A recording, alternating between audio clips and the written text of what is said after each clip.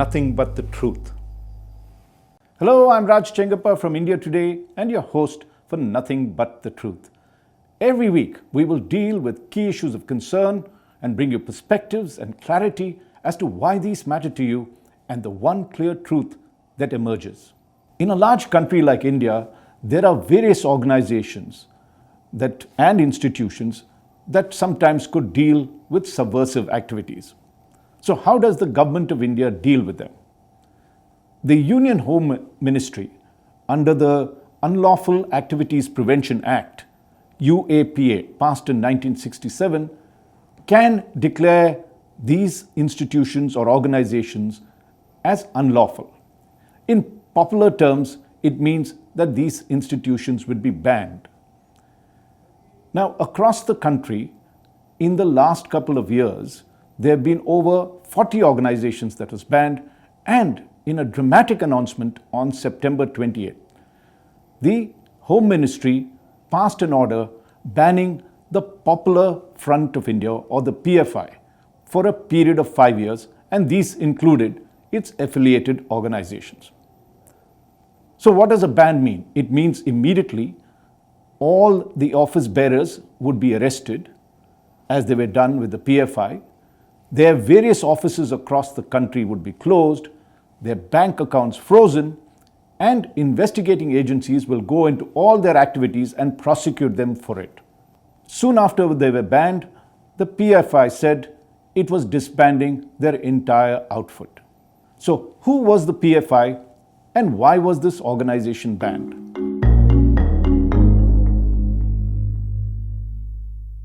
To understand the PFI, or the Popular Front of India, we need to go back a little into history. Investigating agencies say that the ideology that the PFI followed was inspired by what is known as the Muslim Brotherhood that took root in Egypt in 1928. Now, essentially, the Brotherhood propagated the ideal that the Sharia law, the Islamic code, was important and needed to be the one that was to be followed. And it had a slogan, a very catchy slogan, that Islam is the solution. The Muslim Brotherhood was also seen as a political, social, and economic organization apart from being a religious one. And in the subcontinent, in the Indian subcontinent, even before partition, it influenced a lot of Muslim organizations, particularly the Jamaat-e-Islami. Now, after partition, the Jamaat-e-Islami split and the Jamaat-e-Islami Hind was formed, and its members also subscribed to the Muslim Brotherhood concept of Islam. But they embraced the constitution and ensured that they were a moderate organization by and large. One of their organizations, the youth wing of it, called the Students' Islamic Movement of India, or SIMI, took on a very radical approach towards it.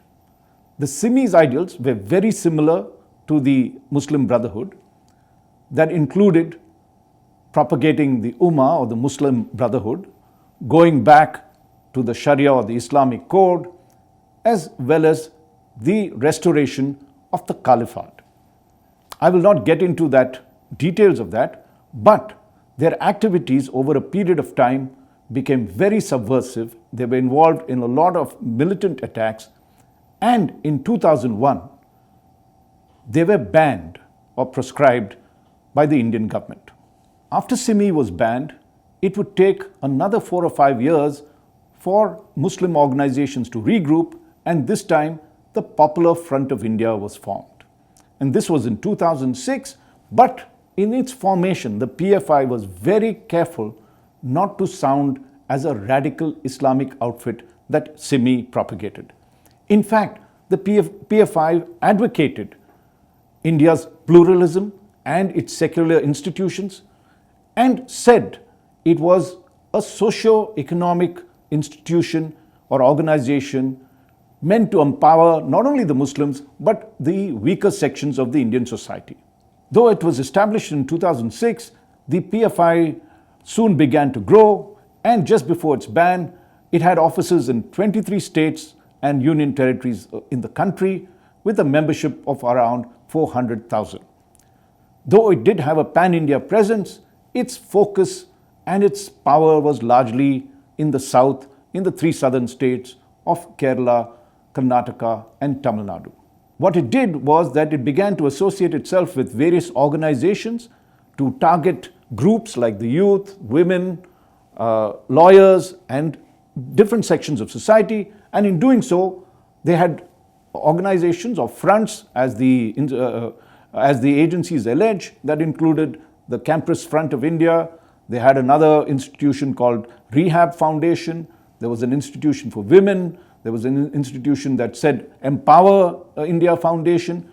These were supposedly linked to the PFI, though the PFI itself and these various associations deny their involvement with the PFI and only said that they may have had common members, but the institutions were vastly different. Though the agency says that these were deeply linked, and the activities of the PFI began to extend to all these associations, and these associations were banned. One of the institutions that wasn't banned but was seen to be affiliated with the PFI was its political front, the Social Democratic Party of India. Now, this was established in 2009 and began to contest local body elections initially, particularly in the southern states of Kerala and Karnataka, where over a period of time they did develop presence. They then expanded to Uttar Pradesh, Bihar, Andhra Pradesh and West Bengal, again in the local body level, but their success was not as much as they had found in Karnataka and Kerala. They also contested the legislative assembly polls as well as parliamentary polls in Karnataka, and in the last election in 2019, the last general election, in the Dakshina Kannada seat, they got about 3% of the votes because that was their stronghold, but overall their electoral presence was not significant as it had hoped it would be. Now, Indian investigating agencies say that though the PFI professed to be secular and democratic, they were or had an agenda to radicalize the Muslim community, and they began to do that in a very systematic manner. Now, they spread, and they say recently that they grew their muscle, as they call it, in various cities, towns and villages, including having hit squads and also training people in the use of arms and explosives. And this is what that truly worried security agencies. Their involvement in violence across India began from the beginning. Almost as soon after they were formed, the first major strike that they did was when in 2010 they said, or their members were said to have cut off the palm of a professor in Kerala for insulting the Prophet, and the 13 PFI members were convicted by a Kerala court and punished for it. In fact, Kerala has a whole list of subversive activities that the PFI has been doing in that state, and listed something like 36 murders that were linked to them, apart from 86 attempted murders and over 125 unlawful activities. The other states too have been reporting this problem, but the PFI denies their involvement and said that these were just unnecessarily linked towards them. What really bothered the security organizations was that the PFI's involvement in various other activities across the country began to grow, and during the agitation for the Citizenship Amendment Act, a lot of the PFI members were said to have participated and instigated the kind of agitations that were going on. They were also involved, apparently, linked with international organizations, terrorist organizations like the ISIS or ISIL, as well as a terrorist organization which the Bangladesh government had proscribed. Some of their members have supposed to have joined the ISIS and were involved in the recent Kabul attack, which killed a lot of people. And during the hijab row in Karnataka, the Karnataka government complained that it was the PFI and its other affiliates that actually instigated the girls to start protesting about the hijab. Now, that is a question that the courts have to decide, but investigating agencies began to get increasingly concerned, particularly with the kind of funds that the PFI had begun to collect. Apart from taking donations from their members, they were also apparently diverting funds that were supposed to be given to local mosques and had told their members to give whatever they wanted to give for charity towards the development of the PFI. They were also supposed to have received funds from West Asian countries, particularly the Gulf, and the enforcement directorate said that as much as rupees 100 crores had been transferred recently to the PFI. The PFI says this is rubbish and said that their funds, these allegations have always been there, but their funds had not come from these kind of illegal sources and were generated from their own members. The tipping point for India's investigating agencies to take action against the PFI came when, as an Indian security official, a top official, told me that almost every day, daily, they used to get complaints and reports about subversive activities that the PFI was doing across the country. And for them, worryingly, they had found that the PFI had a long-term game plan and that by 2050, their aim was to demographically and democratically improve the standing of the Muslim community to the point that it could challenge the Hindu majority. Now, these goals cannot be seen as subversive, but when linked with subversive activities, including militants, they become dangerous for the country. Political experts say that the PFI represented a new brand of Muslim politics, though radicalized, and sought to empower the weaker sections of the community and fight for their rights. In this, they began to replace the traditional political leaders of the community who were not seen as effective. And as divisiveness grew across the country, particularly the feeling that Muslims were being targeted and a lot of their people were being what they perceived to be wrongly charged, the PFI began to gain in credibility and strength among its own community. And one of the things they did was to strengthen the legal aspects of their work. And in doing so, they also promoted various students and others to study law so that they can legally challenge whatever the issues are there in the community, particularly when they are being arrested for various charges. One of the facts that the PFI reiterated in support of what it was doing on the legal front was when a survey was done in 2019, it was found that of the total detainees that were there, that were under trial, 30% of them were Muslims, when, as we know, that the total population across the country in India of Muslims is around 14%.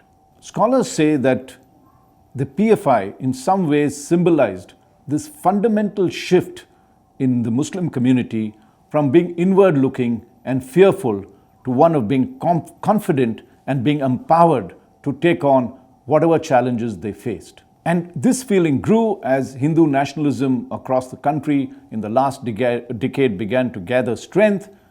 And in many senses, the PFI attracted a lot of the youngsters that were there.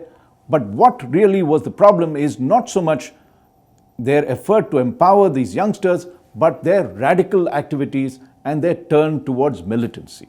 Now, as long as they stood within the law and kept within that, whatever activities that they were doing were legitimate if they wanted to improve the lot of the Muslim community. But the moment they crossed the divide and as their activities and subversive activities began to grow, they came on the wrong side of the law. And as conceptually, the Indian agencies found that they were up to no good, and the whole aim, which was initially described as a pluralistic organization for the socio and economic upliftment of certain communities, began to go adversely and turn militant. This is when the agencies found that they had to step in and ban the PFI. Now, the PFI argues that they are being targeted, though they've been disbanded. They say that this was not what they were up to. These militant activities are charges and these need to be proved.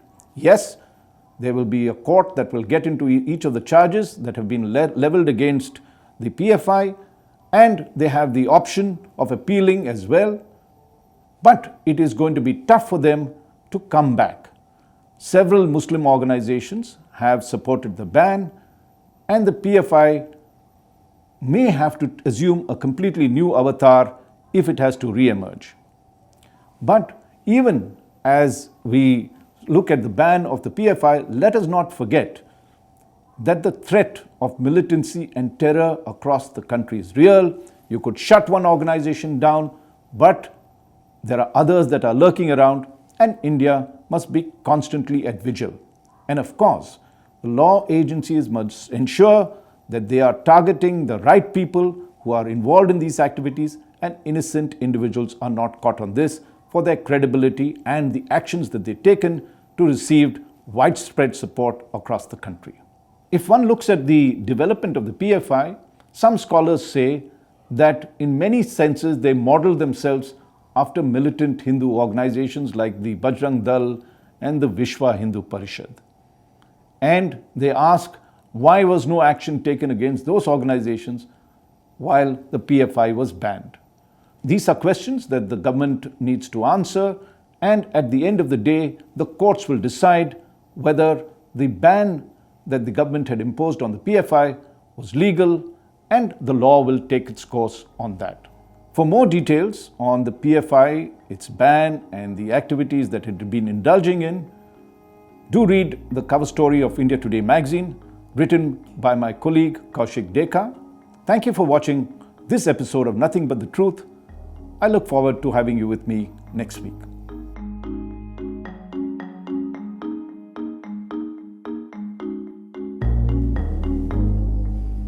Nothing but the truth.